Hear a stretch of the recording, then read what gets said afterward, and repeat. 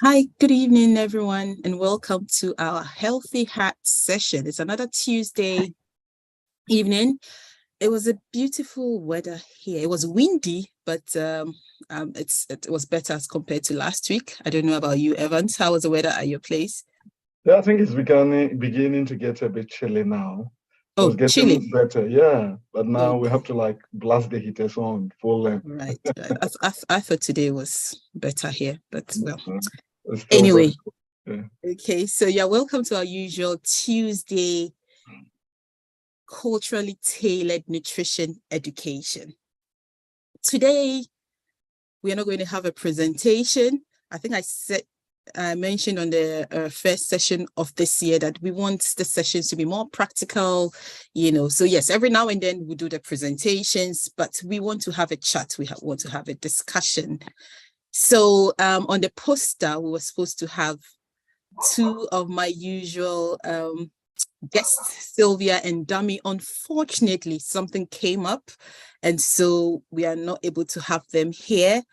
They might be able to join later on, but Dr. Evans Sasamini has kindly agreed to join me, so I'm not by myself. So yes, I'm your usual host, Dr. Hibbah Osei-Kwasi, and I'll be having a discussion with Dr. Asamini, who is also a nutritionist, a public health researcher as well.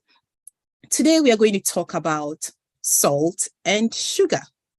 I think on the poster, we had what's all the fuss about salt and sugar. We want it to be very interactive, so please feel free to put your questions in the chat box. We want you to join us, actually. We want people to join in the conversations. Let us know the questions you have on this topic. We also have some common questions we want to address. We want it to be very interactive, and if our other guests are able to join us along the line, we'll bring them onto the panel so that the discussion continues. So wherever you are, please do join us. Facebook, YouTube, please do send us your questions and we will address them for you. Okay. Dr. Samini. Over to me, right? No, I'm going to ask you a question. I'm going to ask you a question first. So there's a lot of talk about sugar. There's so much on the internet about sugar. Everyone, yesterday, 2 days ago, I did a talk for another group, and then I was asking them to list the foods they considered as unhealthy, or what foods would you consider are foods to avoid. And a lot of people were saying sugar, sugar, sugar, sugar. Why is sugar demonized like that? Why is there so much talk on sugar everywhere? All right, thank you very much, Dr. Hibbah Osei-Kwasi. Yeah. So yeah, and welcome, welcome, Yeah. welcome everyone. Yeah. So yeah, that is really true. I think with sugar, what has happened is that over decades, sugar has been a culprit. Sugar has been at the front line. However, more recently, it has taken the greater spotlight of all times that everybody is now talking about sugar and what we can do with sugar. And this has to just do with one, the advancement of technology that people have found different ways of keeping sugar from what we know as sugar, like hiding sugar in different things. And I'll just refer to them as hidden sugar.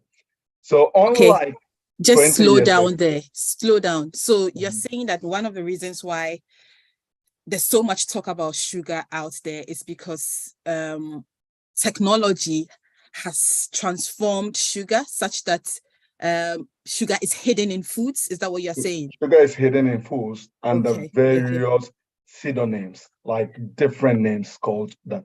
That's one reason. The other reason too has to do with sugar, the recent evidence now we have found of what sugar can do. We knew, yes, decades ago, they knew, yes, the impact of sugar, what sugar could do. But more recently, with the evidence now available to us, it's more revealing of the health implications that are caused by sugar. So I think, yeah, that has really made sugar to steal the spotlight of recent times. So there's a lot now we know about how sugar can impact our health. And then there's the issue of sugar being hidden in so many foods. Yeah. That's what you're saying. And being known by so many names. Okay, let me break that down. How else is sugar known? Is sugar not sugar? What else? How else is sugar hidden? Well, sugar to us, first we thought sugar was sugar. Sugar was the white white sugar or the brown sugar or the brown sugar that we know. That was sugar for us. But now with as I said earlier, with the recent modernization or technology advancement, there are other things that are derivatives of sugar. Like derivatives of sugar. Yeah, derivatives of sugar, which mostly we refer to them as sweetness, in that group as sweetness.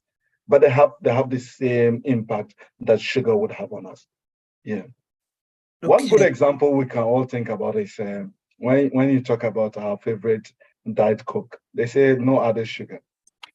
But you'll be surprised that you still get the same health implication, what sugar would have done in what is in it, because they have used a different version of sugar, which is I think more common than we thought it was. Yeah.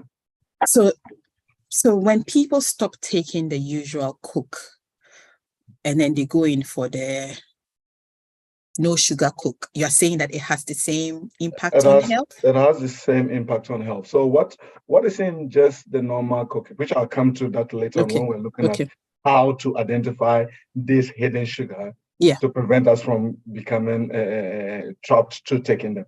So there's this thing called aspartate, which is a derivative of it. And that is, so if you're having a bottle of Diet Coke or anything, kindly just check the ingredient list. You'll find aspartate there.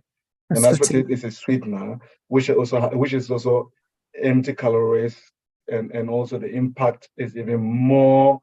I think there was a recent research where they compared people that were just having normal sugar versus people that had this aspartate, and it was more revealing that with that you tend to eat because it triggers your appetite and all that. It stimulates your appetite. So if I'm having normal sugar, my appetite wouldn't have been stimulated to that high degree.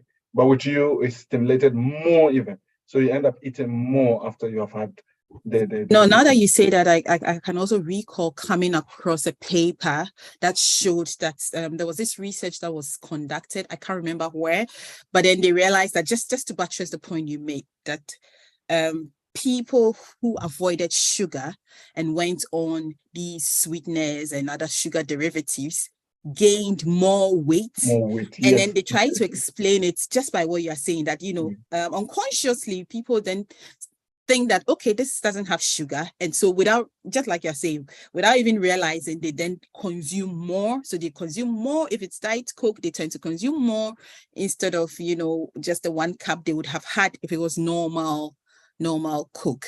Okay, now let me leave it there. You also mentioned health impacts of sugar. Can you just remind us, because you said that the reason why there's so much noise or there's noise so much about it. Yes. Is there anything you want to? Some of these things we do know, but it's helpful if you remind us about it.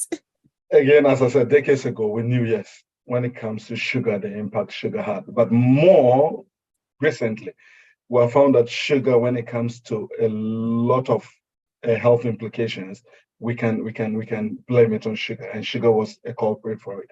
For example, one of the commonest of them is overweight, obesity. So as we take in sugar, so what happens is that, see it as if I'm having to take a banana or any food. Food contains a host of nutrients and the calorie. However, when it comes to sugar or this sweetened sugar product, it is empty calorie. That means that it just comes with only the energy without any nutrient to it. So no minerals, no vitamins, nothing. So you're just consuming empty calories. And the more calories you take in, compared to the more you are able to expand out, then you gain weight, obviously. So that's one of the biggest things. Another one of the implications too has to do with the risk of getting diabetes, that of tooth decay, and a host of other things. So just to say something on this tooth decay even. So more recent studies have looked at even different types of sugar and the impact it had on tooth decay or tooth issues like tooth problems, and more on children. So you'll find out that even kids that have issues with tooth, either tooth decay or anything, which it affects a lot, including their self-confidence. They gain more weight, they're not able to perform well in school and all that. And this all tracing back to the amount of sugar they had. Right. Thank you so much. Right. Now that we've said a bit about sugar, I think I'd like to say a bit about salt, because just so that you can rest a bit, maybe I would also just say, talk about why there's so much fuss on salt, because I like talking about salt. So similar to what you said, when it comes to sugar, yes, we do need some sodium in the body. So I am talking about why there's so much talk about salts. But then there's research to show that, we are consuming salt in excess. Okay, so WHO recommends that the maximum we should be having in a day should just be about 1 teaspoon, which is like 6 grams. But salt is also hidden in so many foods, just like my colleague just talked about when it comes to sugar. So salt can be found in places that you cannot. Unlike sugar, I don't think salt has other names. I might be mistaken. So yes, when you look on the labels, you would find salt, but there are certain foods that we don't think about, like maybe ketchup, bread, stuff like that all have salt. So research shows that over 80% of the excess sodium that is consumed, salt that is consumed in the UK, comes from, processed foods, the foods that people buy, not just processed foods, but other ones too, just buying from the shops. However, when it comes to our community, and then I like to say this, there's research to show that we get our salt, the excess intake comes from our cooking. We tend to add in the salt as we are cooking, and it's become part of our culture, and so we just cannot eat or cook without adding in salt, and the salt coming from our seasoning and our spices, and adding that to the other salts, then that becomes problematic. And we also do know that salt is associated with so many conditions, so yes, the first question I asked was, why is there so much talk about sugar and salt? And Evans, I don't know if you have anything to add about why salt is also being talked about so much. Yeah, I think the other thing to add to that is to do with, again, but to the recent advancement when it comes to the food industry. Mm-hmm. When it comes to more processed, we have now in our domain more processed foods than decades before, and most of these processed foods go with salt. So we cannot do without salt in them, and they are the greatest one of them. So you can think about it. Think about pizza. Think about sausage. Think about any of the processed foods that we have basically every day. They contain salt. Thank you so much. And I think that one of my guest speakers has just joined. I was wondering if she could be spotlighted for me. Hello, Dami. Hi, good evening. Thank you for joining. How are you doing? I'm good. Thank you. I'm so sorry for coming late. No, it's okay. Right. So we were just talking about, why there's so much fuss, why there's a talk about salt and sugar everywhere. Now, Dami, even though you've just come in, let me ask you this question. Mm-hmm. So when it comes to salt, how much do we actually need in a day?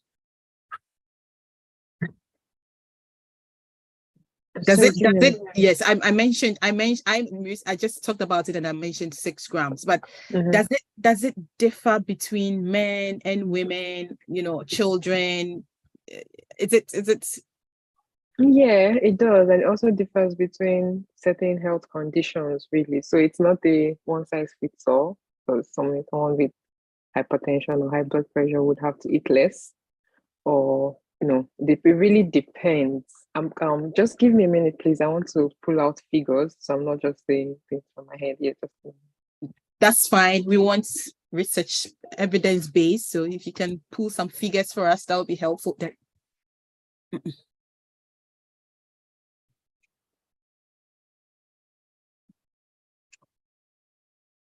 Whilst you're pulling those figures, yes, I wondered if Evans had anything to say. Yes, I was just saying that whilst Dami checks those figures for us. Yeah. The figures. So when it comes to salt, as Hibbah said earlier, with generally they want you to consume, or the recommendation says that let's take less than 6 grams. And to help you appreciate what 6 grams of salt is, it's just a level full of teaspoon. When you take teaspoon, so think about it, just teaspoon. And for the entire day, you should not exceed this.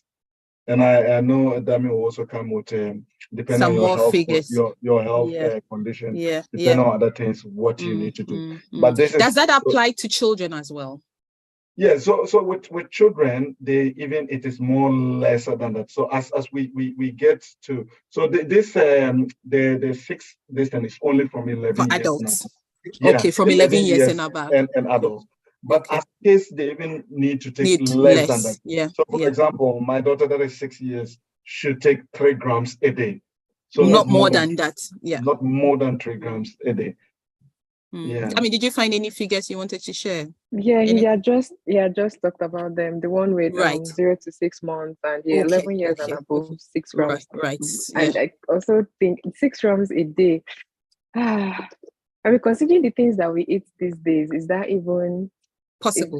Is it realistic? Yeah, that's the thing. Yeah, it looks so small to be possible. Yeah, because there is I don't know. Most of you know wache or jollof. When you take just a normal portion of wache and jollof, you get even more than your daily recommended. Evans, it depends on how you cook it. It depends on how you cook it. It depends on how you cook it. But yes, our without being mindful, but with the wache we have there, with my wache joint that I go to buy wache and all that, if I'm to check the amount of salt that I take in there, it's even more than they recommended. So yeah, we'll come to the point of how can I still enjoy this wache without having to eating it in consume excess. The entire my salt recommendation in just one meal. All right, let me take you away from salt. We are talking about salt and sugar. What about sugar? What is a recommendation? How much should we be having in a day? What should we? Yeah, sugar is quite interesting, and again, unlike salt that just holds the name salt, with sugar, as I said, they come in different derivatives. Well, we have to be mindful of it.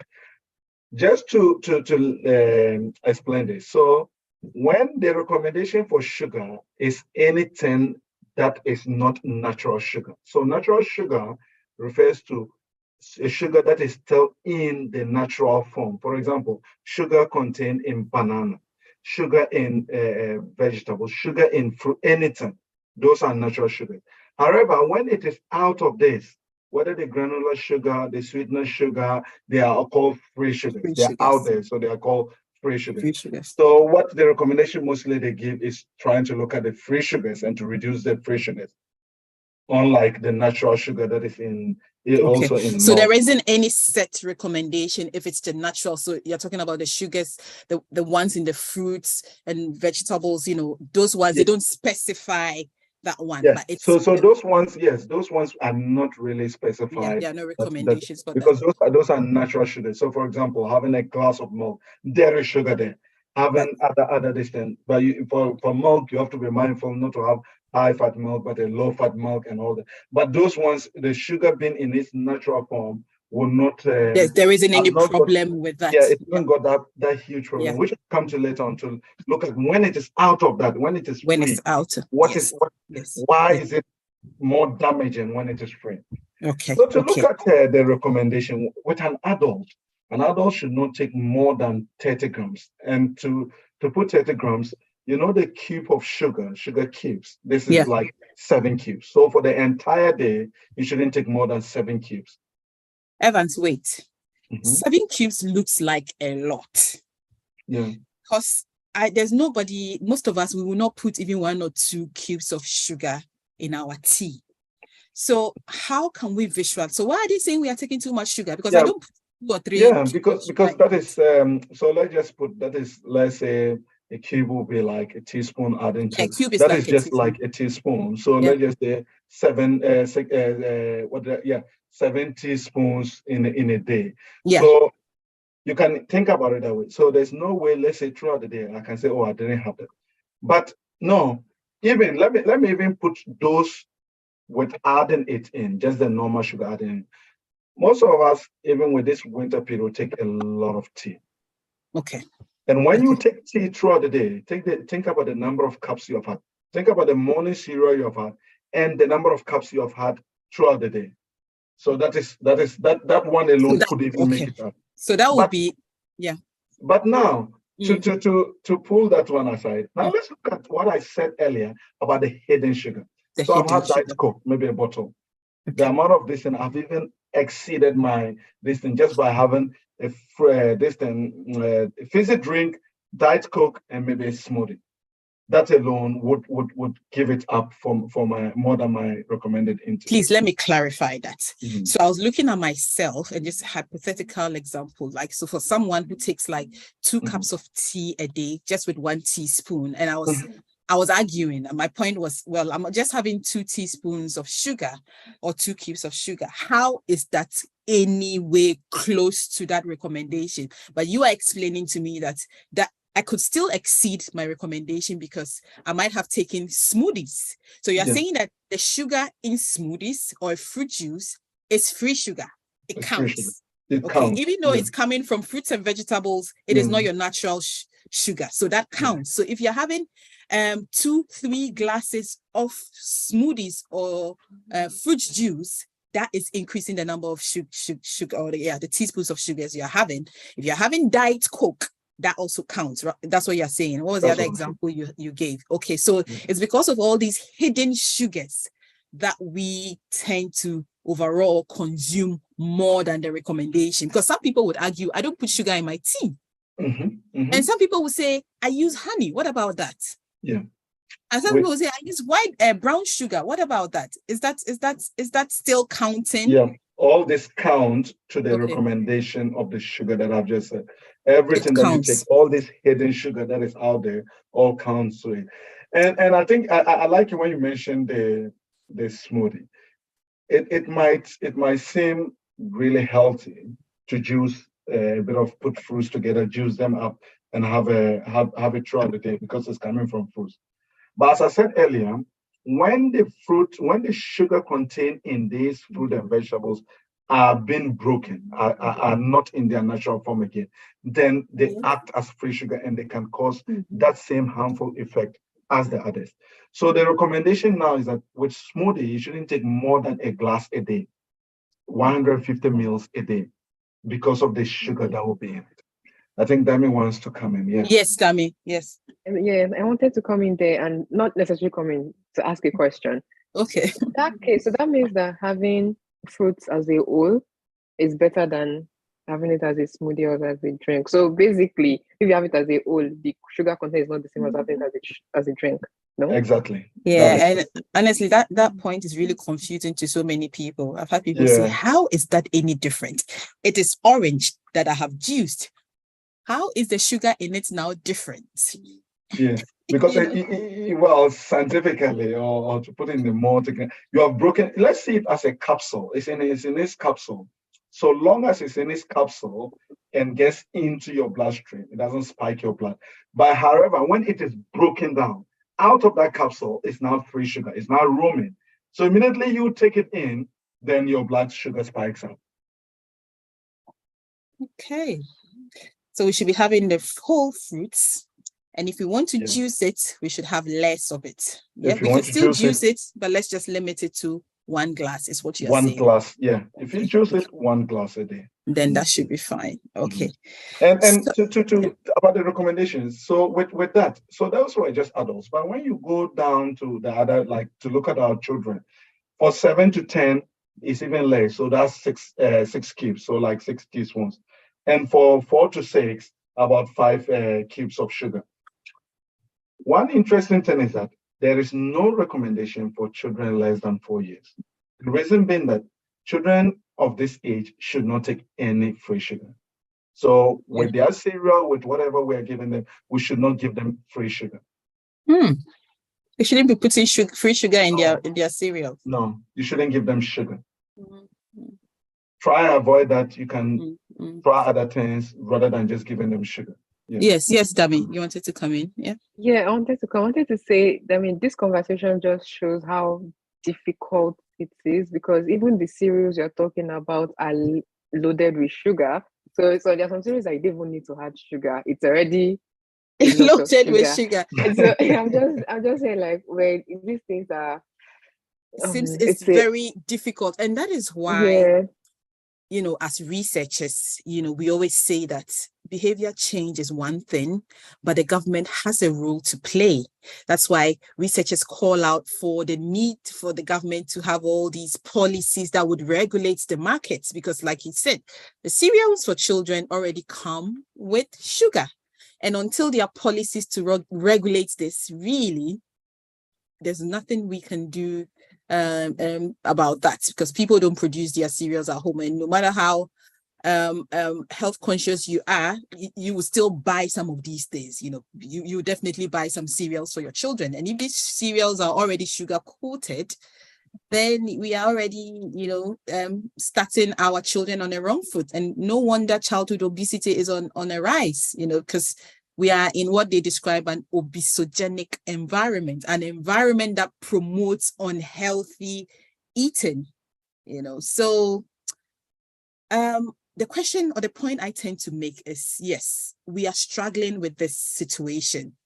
We can't do much about food producers and all the big manufacturing companies, but we can do something in our households. We can do something in our households. So we do know what we know. The cereal comes with sugar, and you're still going to give your child that. So maybe don't give other sugary stuff.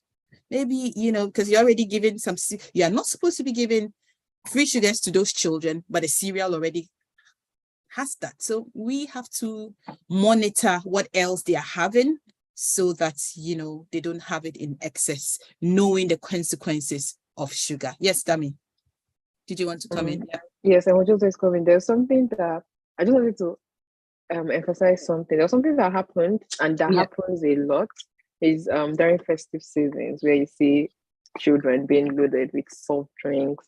And then every time I fight in the house, I'm like, they say they're children, they'll burn it, they'll run around, they need this, they need the sugar, they need the energy. So is it that parents do not know that they can get the energy from somewhere else? Or I don't know, that mindset is really big, because I fight with people a lot, and they say, they're children, nothing will happen to them, they'll burn it, they'll go out of it. So I don't know, that mindset, where is it from? How do we? I don't know. I really don't know. Evans, you know where that's coming from? I think it has to do with, I don't know where it's coming from, but I think just over time, misconceptions have come to stay, and sometimes it takes a lot, as Hibbah said, to be able to change behaviors. Look, we grew up saying that, as for children, they'll run around. When they give them sugar, they'll be able to burn it. It's not like us sitting together.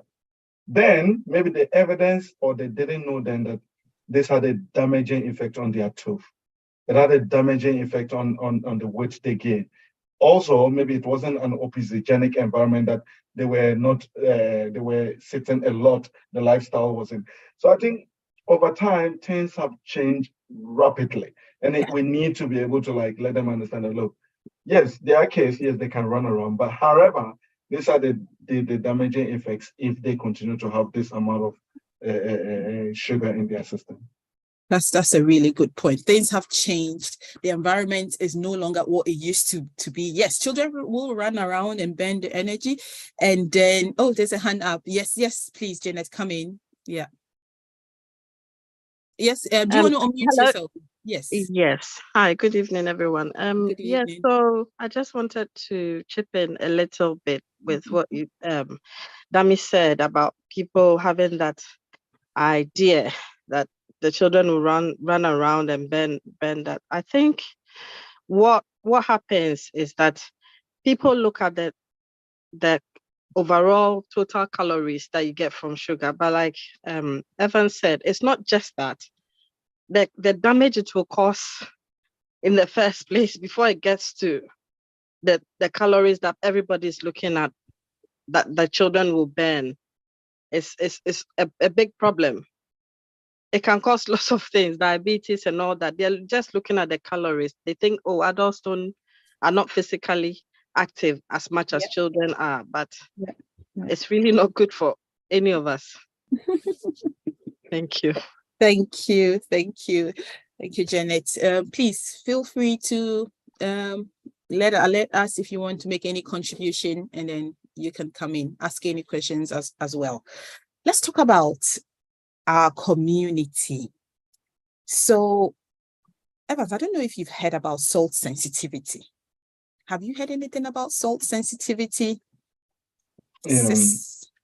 Have you looked into the research? I think because of salt sensitivity, that I think Dami was saying that we have to, it's not one cup that fits all. People do vary. We have different conditions and all that. So when they say salt sensitivity, to put it in more simple terms, it means that, for example, let's look at it this way. Anytime we take salt, one of the biggest things that happens is that when you take salt, your body tends to take in more fluid or to retain more fluid to balance it up. And when this happens, your blood pressure rises. So increased salt is equals to high blood pressure.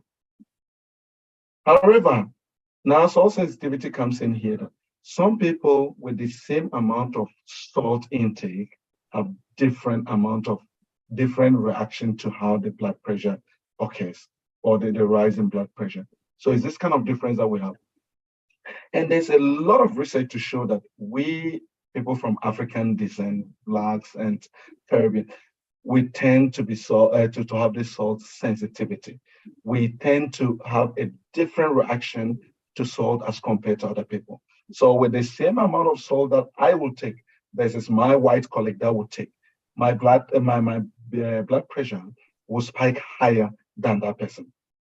And this has to do with a lot of genetic relationships and other things that has to do with it, because they send signal to your kidney that has to help with other things. And we, with this black genes, we tend to not be able to process salt as the way others would do. So now back to this point. So that means that when, even with the tablespoon of salt that is the general recommendation for everybody, it will not be applicable to all of us, because if we are in that category, means we have to really cut it as low as they have even recommended, because we would have more spike in blood pressure as compared to other people. Mm-hmm. Interesting. Being of African and Caribbean origin seems like, makes us susceptible to so many things. Now, I know that we were more susceptible to overweight and obesity, hypertension, type 2 diabetes, and now we are what? Salt sensitive as well. Mm. Anyway, Dami, yes, did you want to come in? Yes, I want to say something it's quite controversial. It is quite controversial, yes. It is quite. There are some schools of thought that believe that the reason why research comes out and says Africans and Caribbeans are more sensitive is because they don't have enough samples to actually come out and give us the accurate representation of our population. So they have not enough. So there's that bit in research and is this a reflection of our actual population? But I mean, that's not the point of this conversation. So yes, no, but it's good to throw in that it's really important. I think because of that this Rodam, is it the Rodam study? The Rodam study. They had to get enough funds to be able to prove this. So they had the largest population research sample ever to be able to demonstrate this, and of black people alone. Yes, and I think so it was just to be able to certify that yes, no, this is the case. We are really either sensitive or not sensitive to salt? Well, about that, Evans, there were a lot of other factors that came into, they don't tend to talk about one particular factor, they talk about so many things as well. I think they really focus more on the prevalence of those conditions and how some of these modifiable factors as well as genes play a role in the etiology of these diseases, this NC, this, yeah. Now, I like that point you make about research, and let me use this as an opportunity to urge everyone within our community that what Dami said was really true. A lot of the times researchers say we are hard to reach population. They struggle to get people to participate in research. And this is really important. So this is not part of what I'm talking about, but I'm a researcher myself. I'm using it as an opportunity to urge everyone that when research is being conducted, let us all try and participate, because these findings helps. It just helps for us to understand some of these issues better. So let us try and participate in these sessions. I realized that Sylvia had joined.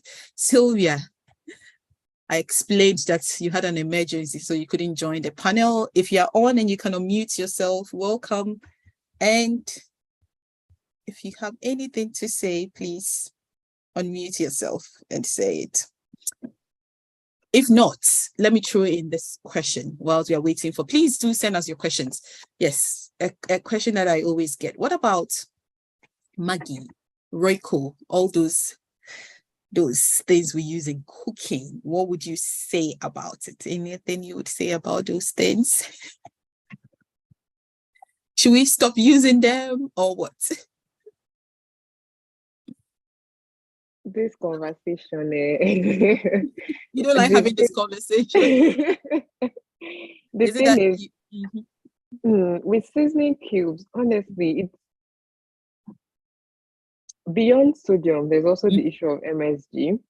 Okay. So there's just a lot to unpack with seasoning cubes. But one thing I really want people to know is that with seasoning cubes already have a lot of sodium. So we'll add salt, then we'll add seasoning cubes. So I think the easiest thing to do, or what I do, is to reduce both. I wish I could count and use spoon, but it's not very realistic. But yeah, the easiest thing to do is to honestly reduce both and try to use natural replacements. Okay.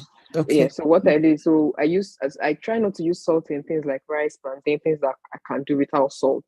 Then when it's time to use seasoning, I try to use actual spices. Like there's some spices I got from somebody, they're natural spices, and they bring out the flavor. So then I now consider adding Maggi sometimes, I'll come to that. I'll let you elaborate more on that when we are giving our final tips. Okay. And Sylvia says, better still, just stick to one of them. Yeah. So just stick to either using the seasoning or the salt. Thank you. Someone will say it's easier said than done. So yeah, but thank you. Thank you. There was another question I had. There are different types of salts. And sometimes you hear people saying I've seen on social medias, there's this doctor who is not a nutritionist, but into lifestyle, promoting, is it the Himalaya salt? Have you heard that one? The pink one. The pink one. Yeah, please. What is the research? Is one particular salt better than the other? Do we have different types, and what are the differences? From research and what I've known, are they better than the others? Not necessarily, but I know that their sources are different. Like they're from different sources. Yeah, but being from different sources doesn't make it better. And also that pink salt.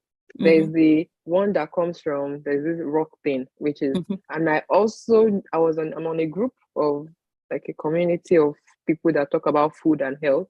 And there's a lady that knows how to make pink salt. So she basically adds something to regular salt to make it pink. And people will purchase that. Yeah, exactly. Because they think that the pink salt is healthier. I don't know of any research that shows that there's any. No, I don't either. Salt is salt. Salt is salt, exactly. So you see people buying very expensive salt because of their health, and health marketing is so big, and Yes. they'll find one very big word to splash on it, and then add 20 pounds, and it's crazy, but there's no difference really. There's no difference. Research has Salt shown is that salt. there is a difference. Exactly. Yeah, salt is salt. So Only- Hibbah and Dami, so Yes. my 50p as the salt that I buy, are you saying that it's same as this Himalayan It's salt the and all same. those? It's Is the it same? same. Well, People if should not you like, spend 20 if pounds it to- makes you happy and makes you feel fancy, you can buy the 50 pounds one. When it's for health reasons, it's the same. Okay. No. Okay, but having said that, so I do know that back in Ghana, we had iodized salt. So there are certain communities where you would have iodine deficiency. In those cases, it is a policy in the country to fortify the natural salt with that micronutrient. Iodine deficiency, I don't think is an issue. I don't think it's an issue in the UK, but if you're in a community where there is that deficiency, then yes, of course, instead of just having the rock salt, it is recommended that you have the iodized salt. Apart from that, salt is salt. So if you are not micronutrient iodine or whatever micronutrient deficiency community, you shouldn't be spending too much money on salt. You shouldn't at all. The pink salt also contains sodium, but in a little amount. Sylvia, what are you saying? Do you want to? It looks like you can't talk where you are, because we are saying salt is salt. So if you say it contains sodium in little amounts, are you saying that the sodium in there is a bit less, or what? And so should that be better?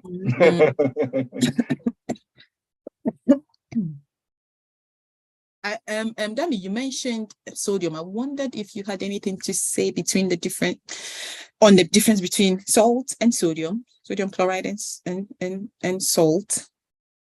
Any thoughts on that? Yeah. Anything at all? Because I heard you because sometimes people use it interchangeably.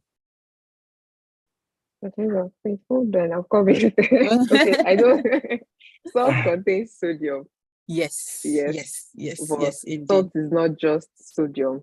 Yeah. Does that make sense? Salt is NaCl, sodium. Yes, chloride. Janet, please. Yeah, I think that's the easiest here. So there's sodium in salt. Yes. But salt is not necessarily all sodium. Am I even making sense? I believe But the main thing why they have the increase in blood pressure and all that is the sodium we're looking at here. So when you take salt and it breaks down to, you have the sodium, you have the chloride. It's the sodium part that we're looking at here. So it's the sodium that is the active ingredient causing all that would happen within your blood. Okay, thank you, Evans. Yes, Janet, please come in. Yes, just to also add a little bit, because I recently did a study on something, and salt, sodium chloride. Basically, sodium chloride is salt. So like Dami said, it's not just sodium that's contained in salt. There's the chloride aspect. And there's this school for thoughts that say that the reason why they hinged the recommended intake per day at where it is, because also too much of the chloride is also dangerous to the health. So it's like a double-barreled something. Yes, Evan said the sodium directly contributes to the high blood pressure. However, the chloride aspect of it is also a problem, because too much of it is like chlorine. High levels of chlorine is dangerous to the health, even though it's very beneficial. Chlorine, from a food safety point of view, chlorine is used for lots of things, to disinfect, or sanitize food surfaces and all that, but there are acceptable limits. And even when you go over, just a little over it, it becomes a food safety problem. So salt is something we should really check. And talking about the different types of salt, yes, there are different types of salt. Like you said, I haven't really come across concrete evidence. Sorry about the background noise. No, it's all Concrete right. evidence whether kosher salt or Himalayan salt is better than the normal salt. But what I do, or as a rule of thumb, is because I don't know the source of the table salts that we have, I feel in my mind, I say to myself, this might come from a lab. It's made in a lab, but I know the sea contains salt. And where I come from in Ghana, we mine salt from the sea. So to me, that's more natural. So I prefer to buy sea salt when I go to the supermarket. So if I want a fine, I buy fine one. So I have both the rocky or the coarse one and the fine one. I don't know the research that has been done to show that Himalayan or kosher salt, they all contain sodium and chloride. Yeah. But we don't know the levels. Yeah. Indeed. Thank you. Thank you so much, Janet. Right. I think we have 15 more minutes. So practical tips. We're talking about salt, we're talking about sugar. We know there's hidden salt, we know there's hidden sugar. We struggle to cut these things down in our foods. What can we take away? How can we cut down? Should we start with sugar? Yes, practical tips on reducing sugar intake for our children, for ourselves, given that the environment we live in has sugar everywhere. There's hidden sugar everywhere. So please tell us, how can we cut down on free sugar intake? I think, yeah, thank you, Hibbah. I think one of the first things about cutting down sugar, they said to be able to defeat your enemy, you must know your enemy. We need to know the hidden sugar. If you don't know the hidden sugar, you cannot. Let's just say I have gone out, let's say this is my plan for the week to avoid sugar, but I've just been taking hidden sugar, then I'll be, at the end of the day, I'm not doing anything. So let's look at the hidden sugar. What is it? If you have any food label, pick the ingredient list. You don't need to go far. Just go to the ingredients list. Look at what is there.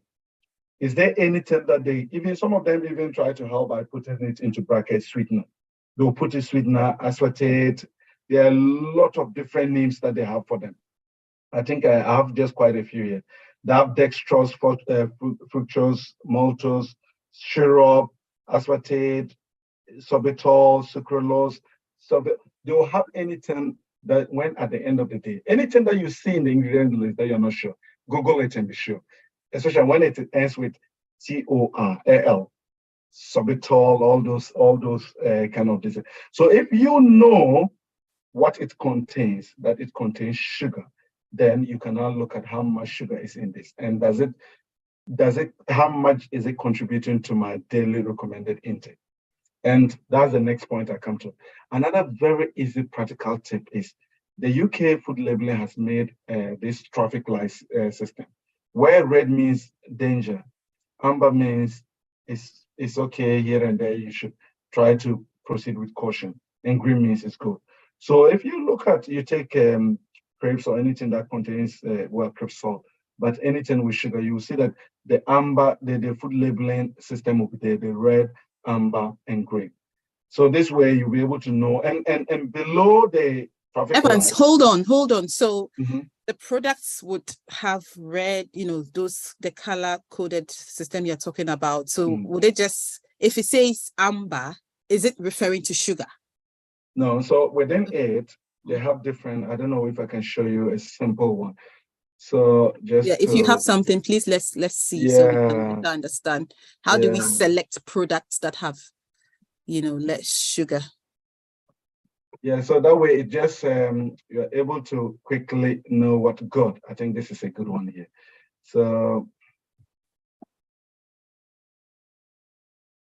I don't know if you're able to share. Am I able to share? Shekinah, are you able to make him share. Okay.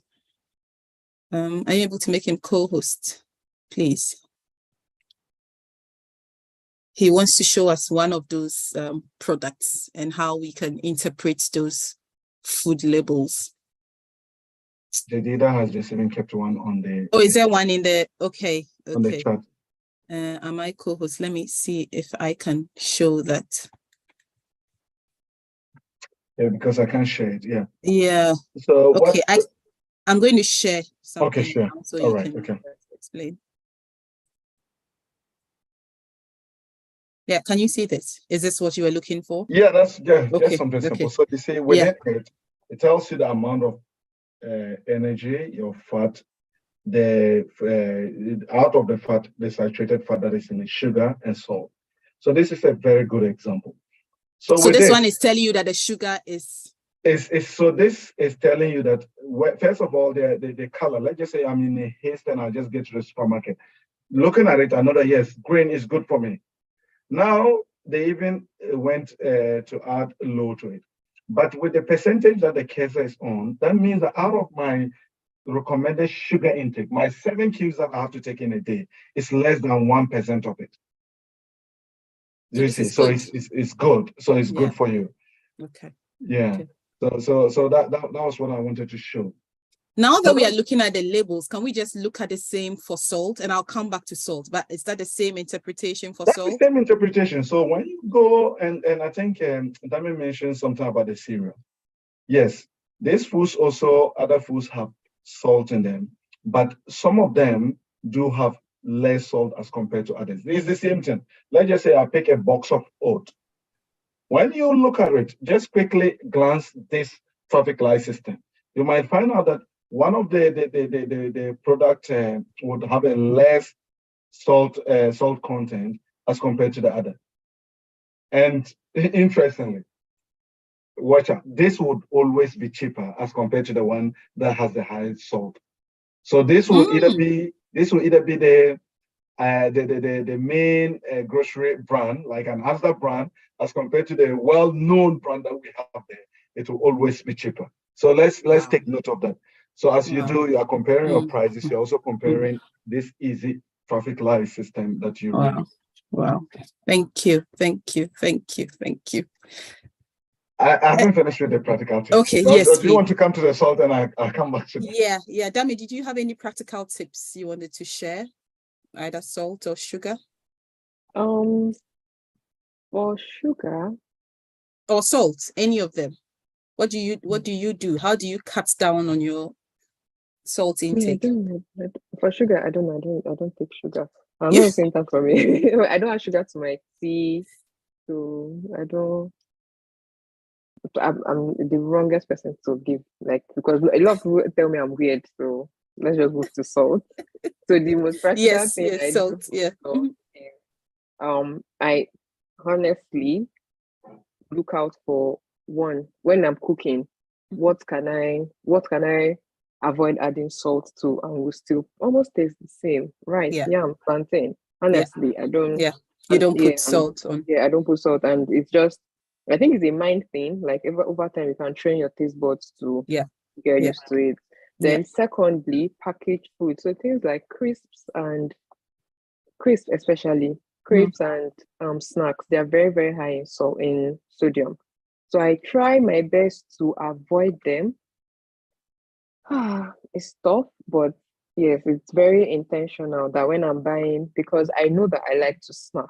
So when I'm buying things that for snacking, I'm going for more whole foods. Does that make sense? Like maybe fruits, or I'm going for the low sodium options or low salt options.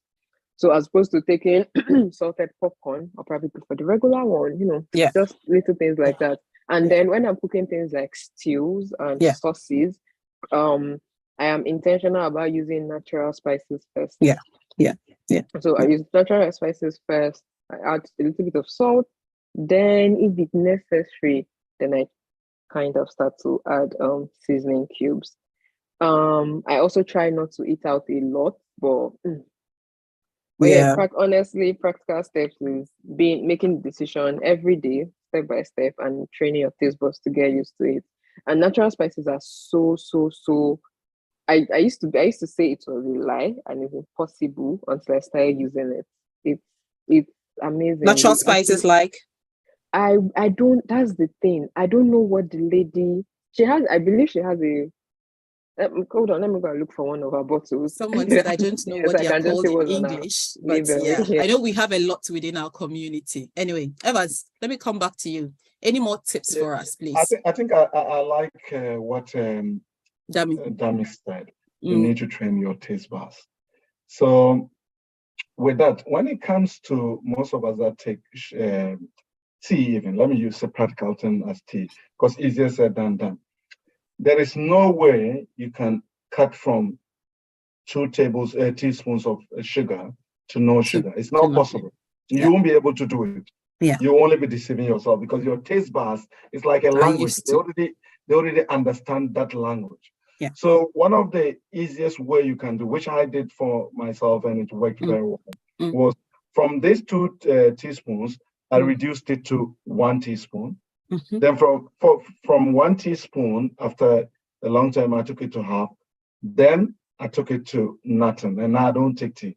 Now, my taste buds have retrained. I don't take sugar. My taste buds have been retrained. Now, if I get a cup of tea with even 1 teaspoon of sugar, it will just be too much for me. I can't take it. You see, so it takes a bit of practice to get on that. Yeah. Another thing is that with the fizzy drinks and all that we're saying, if you fancy fizzy drinks and all that, try to dilute it. Try to dilute it more before you take it. It reduces the amount of sugar that. But if I'm taking 1 can Coke and then I dilute it and I still finish the whole thing, isn't it the same thing? Yeah. But the idea is that when you are taking a glass and you pour it into a glass and you dilute it, then you end up taking that glass of half of that can Coke. But for example, yes, if you end up also even taking everything, then there's no point in that. Yeah, but the diluting in that point is that it will help you not to consume as much as the 400 ml that was in the can. Okay. Yes. Another good one is try to have this thing with a meal. When you're eating and you're having a drink with a meal, you tend not to drink it as much as you'll be having it on an empty stomach. So again, we're trying to reduce the amount you take within a day if you cannot do anything about it. And the best is that try to substitute all this with water. Try with water and see how you feel. Yeah. Yes. Thank you, Evans. Dami. Yes, I was going to ask regarding soft drinks. So are we saying that low sugar or zero sugar options are okay? No. So if it's a soft drink that does not contain sugar or the derivatives of sugar, then with those ones, even with the natural fruit, the natural content of it has been taken out of the capsule, so it becomes free sugar. And with that, you have to take 1 glass a day. So that is like I'm taking my fruit juice, I'm taking my whatever. I cannot take more than that. Yeah, I was referring to things like Diet Coke.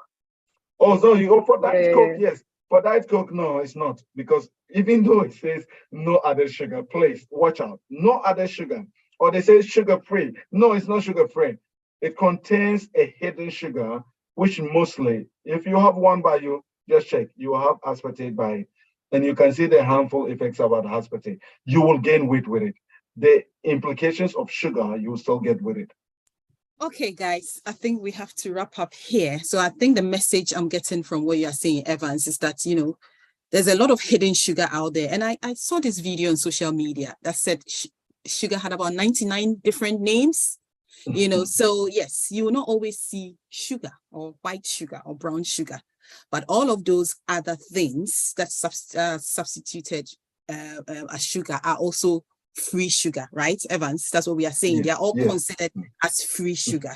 So we have to be careful of especially those hidden sugars.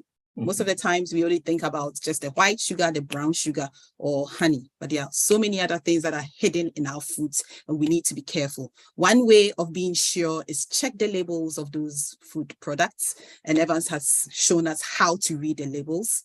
And then Dami has also given us some tips on how to cut down on our salt intake. So ladies and gents, this is all we have for you today. Did you have anything, Dami? Yeah, I was gonna say, I was. Oh, the time is up. Sorry. I went to get my spices. Oh, you wanted to? Okay, tell us what's the name of that spice? Okay, That so particular one. the one I have is for jollof rice. It has cinnamon, turmeric, coriander, thyme, ginger, garlic. So all those Okay, things. so these are the natural ones you are Yeah. encouraging us to use. Okay. Mm-hmm. All right. Thank you so much. Thank you so much. Thank you. As you can see, Orlando is ready. And so please stay on and engage in the physical activity. We'll come your way again next week with another engaging topic. Again, have a panel if we do get. And so please join us again next week. Thank you so much for engaging in the session and hope to see you next week. Thank you so much. Thank you. Orlando, over to you. Thank you. Thank you, Dr. Hibbah. And thank you all for that amazing seminar. Me personally, I do need to reduce my sugar intake. It's one of my guilty pleasures. And this year I'm making an effort to reduce that amount. All right, people. So welcome to the exercise part of today's session. We are going to run through a box exercise session today. Again, welcome to everybody on Zoom, Facebook, and YouTube. So today, for today's session, all you'll need is a big space, plenty of water, and a mat or a cushion if you have one at home. All right. So let's get straight into it. Let me get my tunes up. We're going to start off with a warm-up to raise the heart rate, get our blood flowing. Second. So for 30 seconds, we're going to start off with some uppercuts. All right, we're going to roll them shoulders. All right, let's get ready, people. Get ready. 3, 2, 1. Let's go. Uppercuts. Let's go.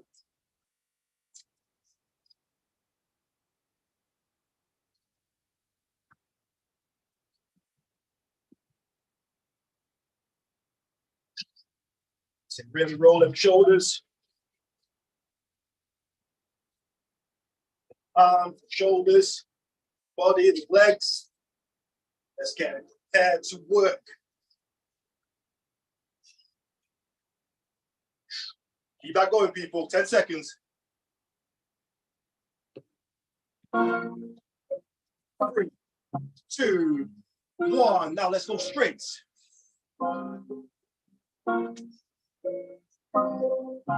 Straight, left and right.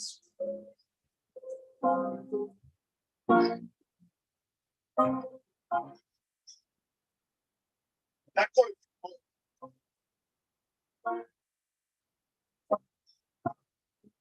Going. 3, 2, 1. Straight to your shadow skin.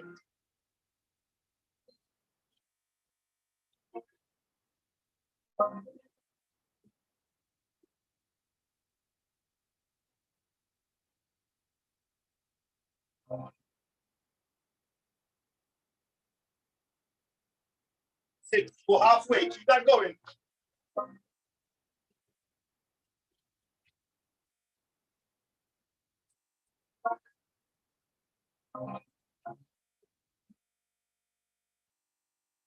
Three, 2, 1. Now let's show me your hooks now. Here, let's go.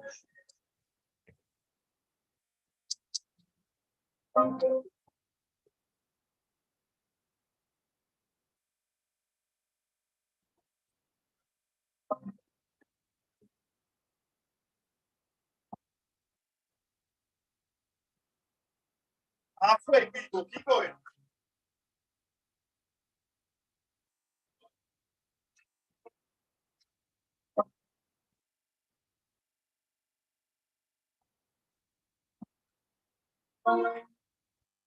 Three, 2, 1. Okay, give yourself 15 seconds to get some water.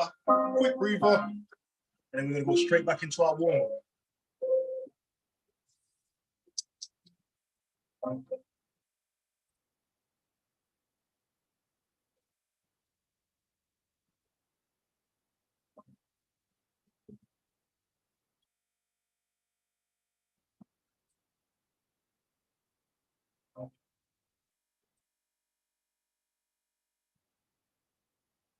Okay, people, last few sips of water.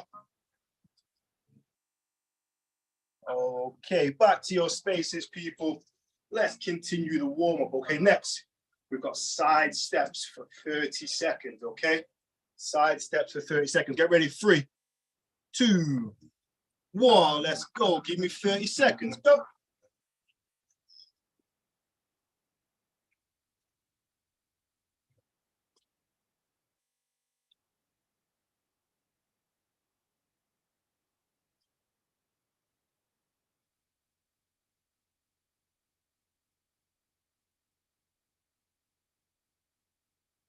Seconds, people.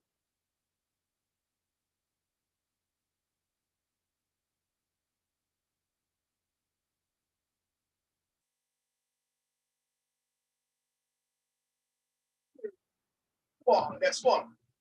Jab, cross, and a hook. Okay, jab, cross, hook. Let's go. 30 seconds.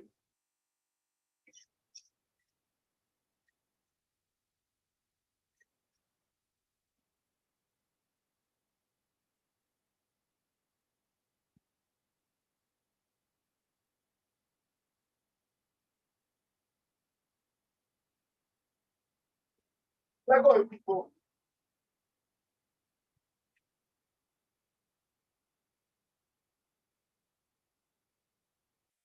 Keep on going. 3, 2, 1. Back to your shadow skip.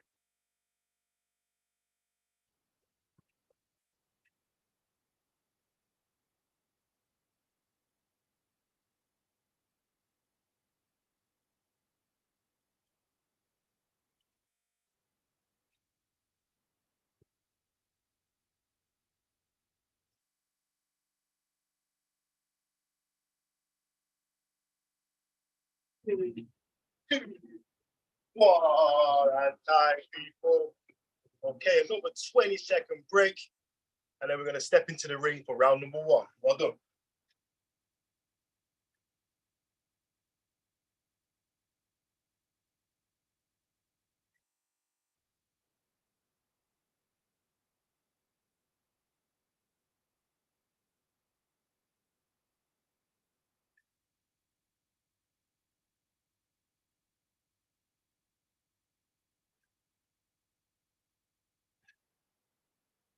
All right, people, last few sips of water. And then back to your spaces. Listen in. All right, so we're in the ring now. So for round number 1, we have a combination round. All right, a combination round. So nice and easy to start. What we're going to do, in your guard, remember, if you're right-handed, left foot forward, right foot back, pointed out slightly, as you can see. Left-handed, we're here, opposite. Right foot forward, left one back, slight angle. All right, I'm right-handed, so I'm going to stay here. So in our guard, make sure you're nice and comfy. We're going to throw our jab out, cross, left hook, cross. Watch again. Jab, cross, left hook, cross. We're going to throw that combination for 1 minute, and then we're going to add to it. All right? So nice and hard. 1, 2, 3, boom, 4, knockout. Let's go. Let's hit that for 60 seconds, people. It's game time now. Get yourself ready, get these tuned. All right, people, get ready. Round number 1, 3-minute round. Let's do this Tuesday evening. Get ready to start in 3, 2, 1. Let's go.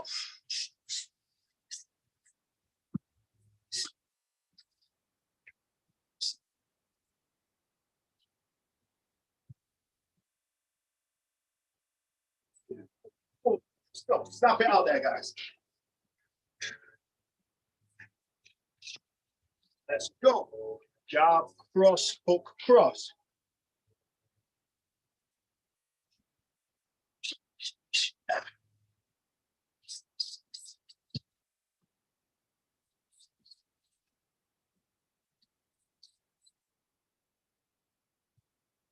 Got going, people.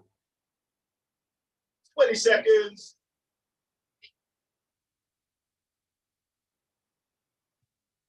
Last 10 seconds.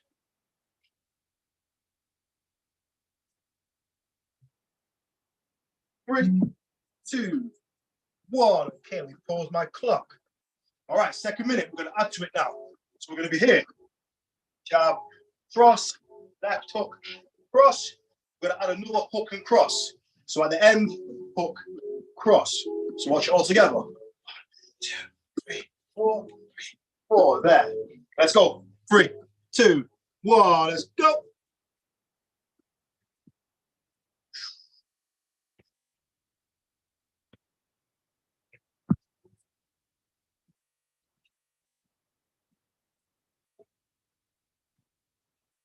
Go, people.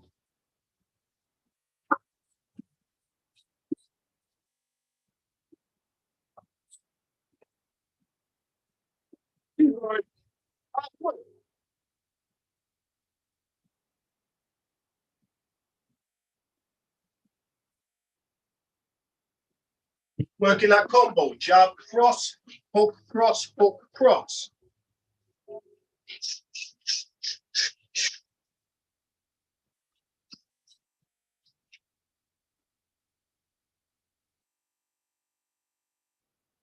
Ten seconds.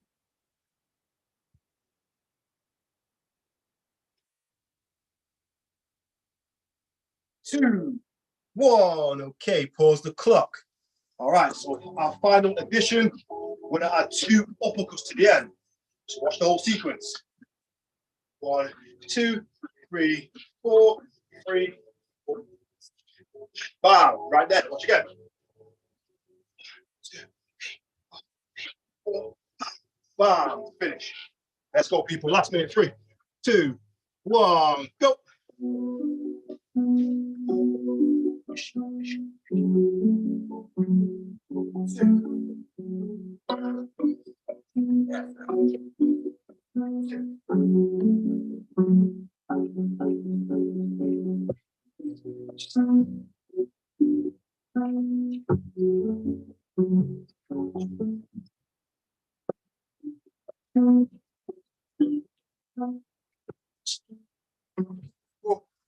Seconds.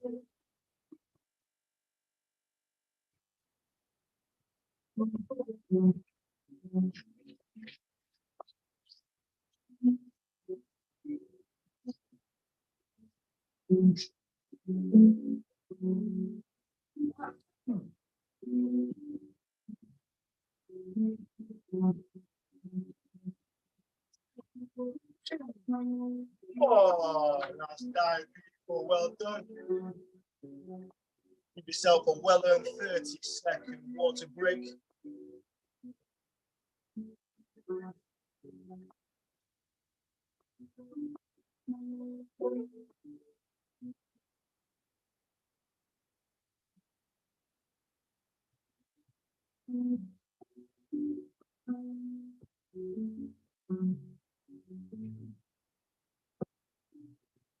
"15 seconds, my people. We're back in the ring.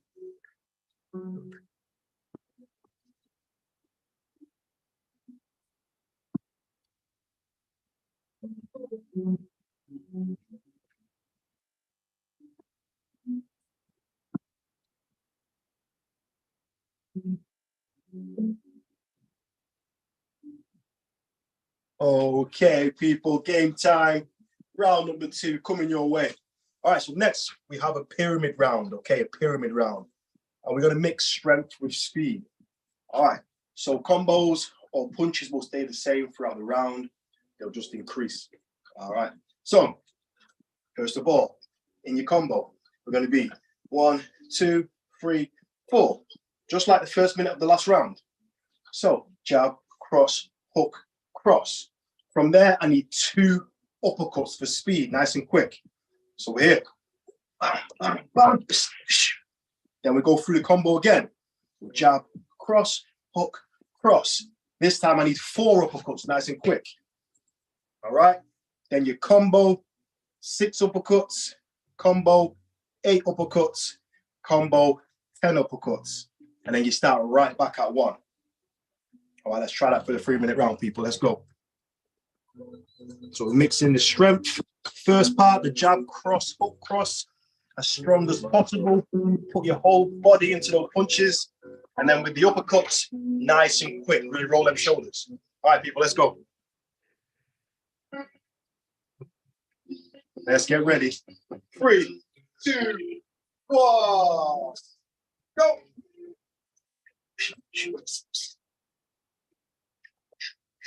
4,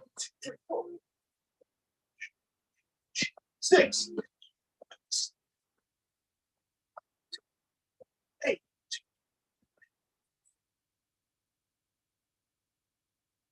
10. Once you get to 10, right back to 1. 8, 2. Good. 4, 6.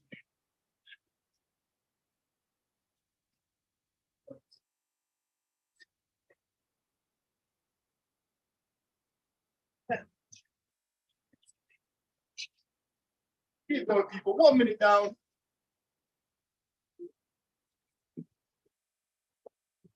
Keep going.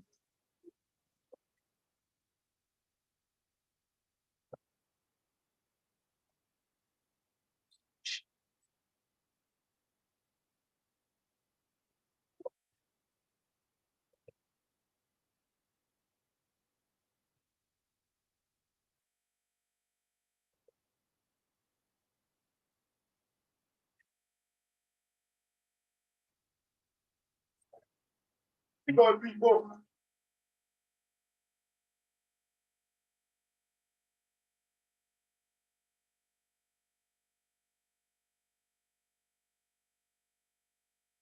Work 3 out round. Remember the first combo, nice and strong.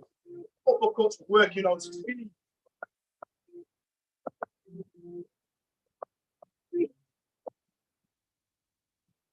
Last minute, people. Keep working it. Come on.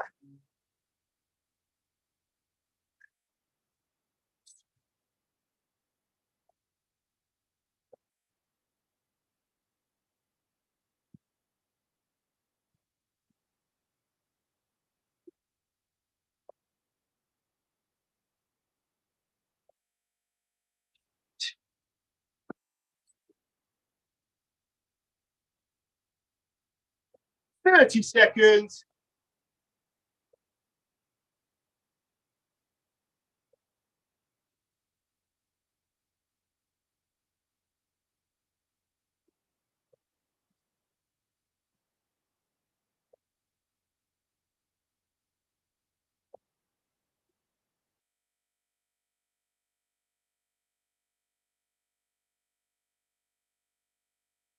5, 4, 3, 2, 1. And time. People, well done.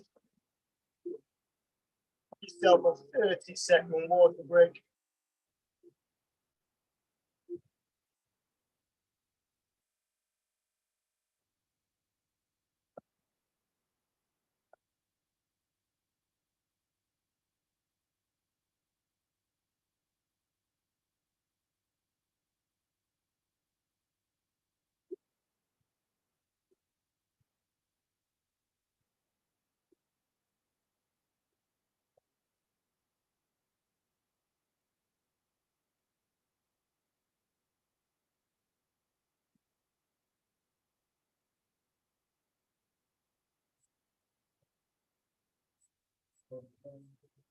Okay, people, back to your spaces.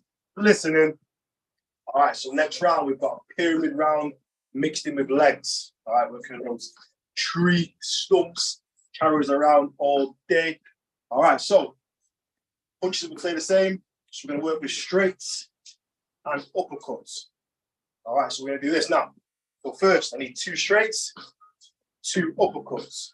Then 4 straights, 4 uppercuts. 6 straights, 6 uppercuts. All right, once you've done your last uppercut, I need 6 squats. Okay, nice and deep. So here, nice and slow. Okay, we're not looking for speed. We're looking for that great technique. Add some depth, nice and strong. All right, so 2, 2, 4, 4, 6, 6, and then 6 squats, nice and slow. Let's go, people. Round number 3. Let's get busy. Say that, but let's get busy, people. turn these tunes up. All right, people, start with 2 and 2. Get ready. Let's go on the drop. Okay. Get ready. 3, 2, 1.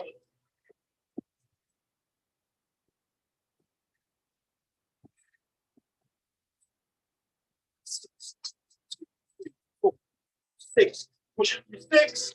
6 swap. Nice and slow.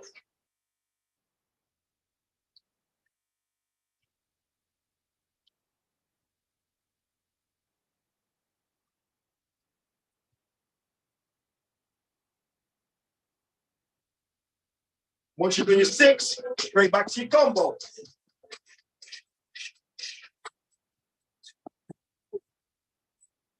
Four.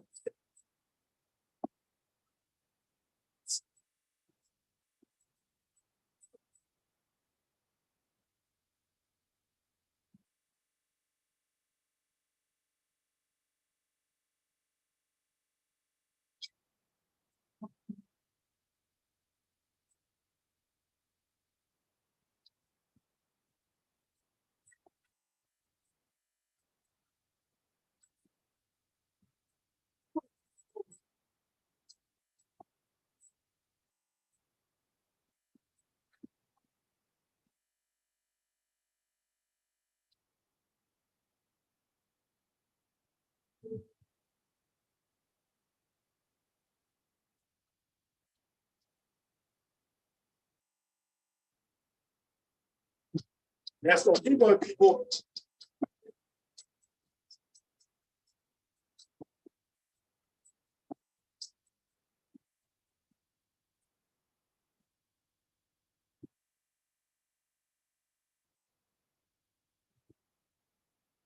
Take 6 seconds. Let's go.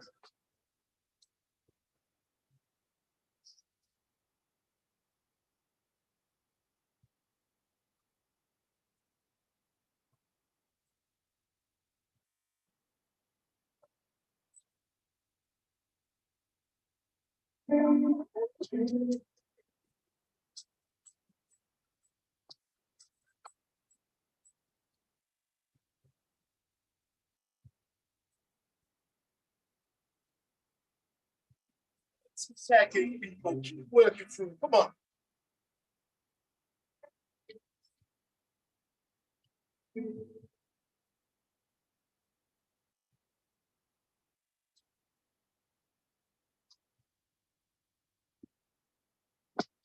Last 10, keep working. Come on.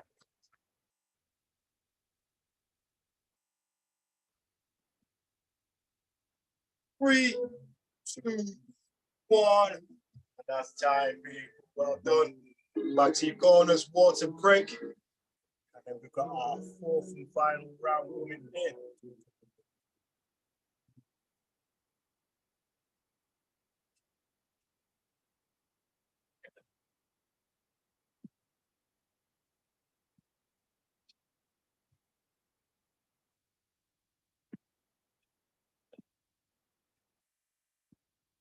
So bring your mats in for this last round, or your cushions, or your hardcore, hard floor, whichever suits you.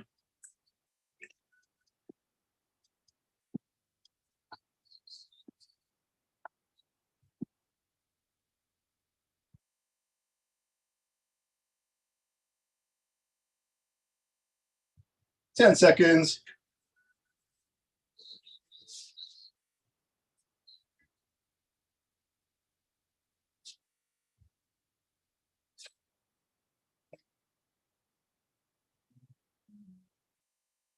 Okay, people, last round coming up.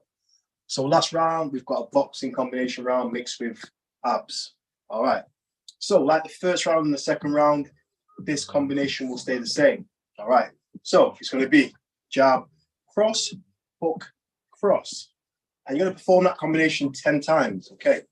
So this is 1. That's 2. Okay. Perform that combination 10 times. And then from there, I need 10 full sit-ups 10 crunches. So watch me real quick.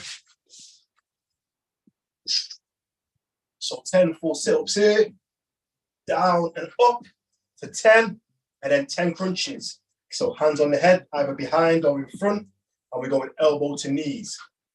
So here, see angle here, elbows to knees.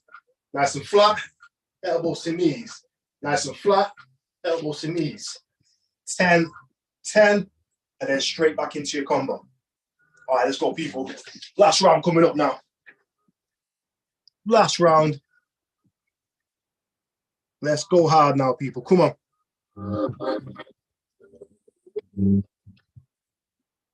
Get ready. 3, 2, 1, come on.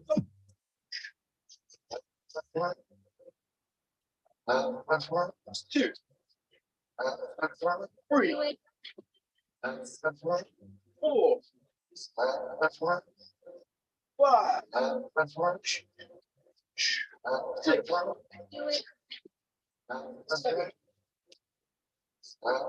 8. 9.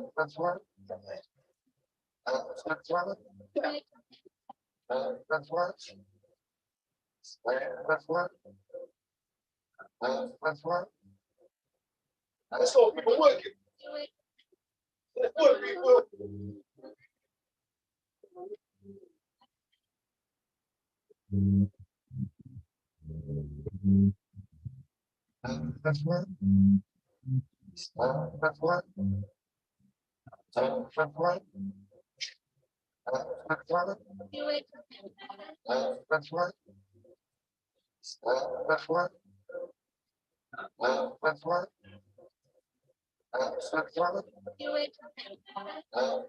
Ten.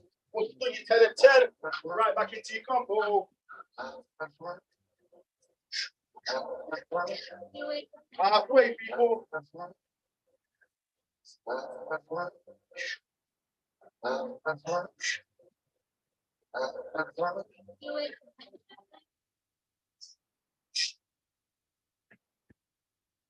Five.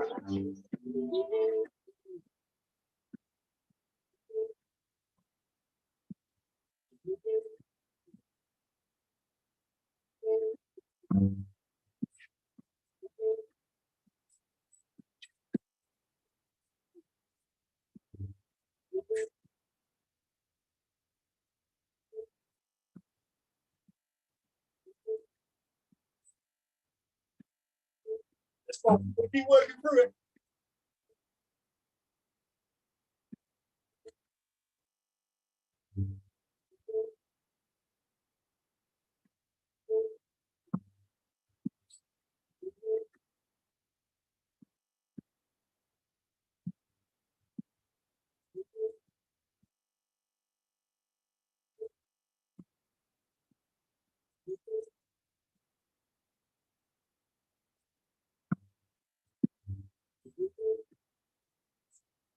Let's go, people. 15 seconds.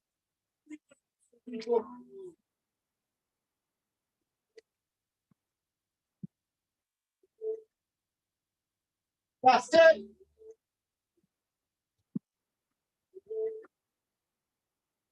3, 2, 1. On time, people. Well done.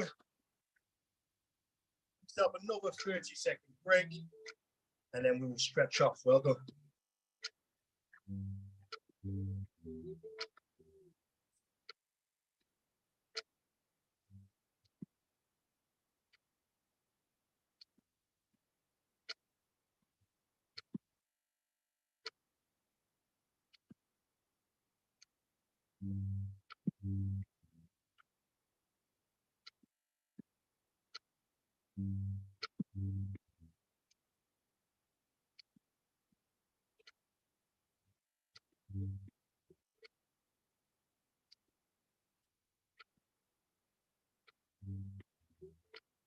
Okay, people, back to your spaces. Let's get a nice little stretch off now. All right, so legs apart. Let's go neck side to side.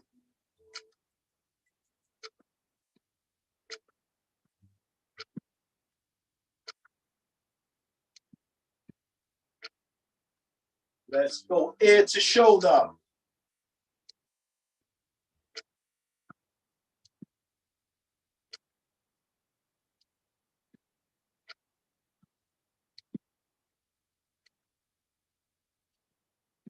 Okay, arms out nice and wide, holding there. Really push those shoulders out. Try and go as long as you can.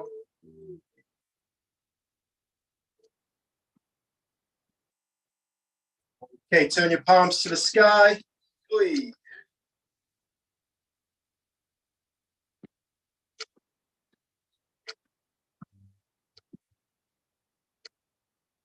And then above the head, interlock your fingers, palms to the sky.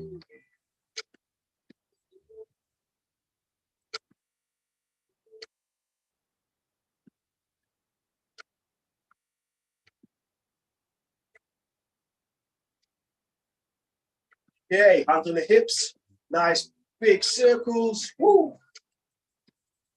Some clicking going on in my back.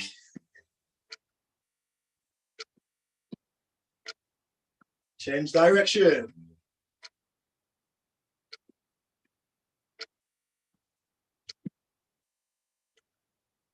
Front to back.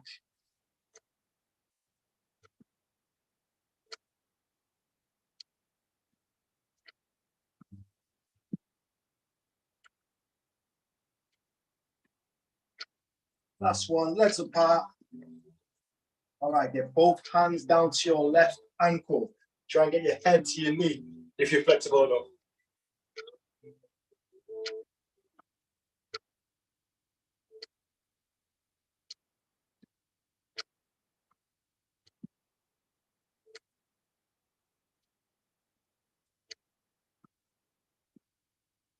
Okay, now palms to the floor.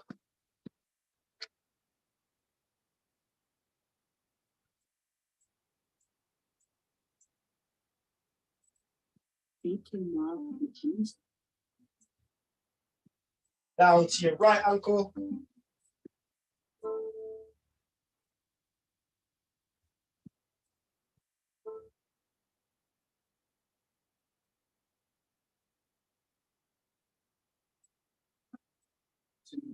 One, back to the middle. Come up nice and slow.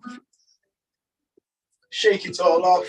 And that's time, people. Well done. Big session tonight. Well done. We got Shekinah in the house.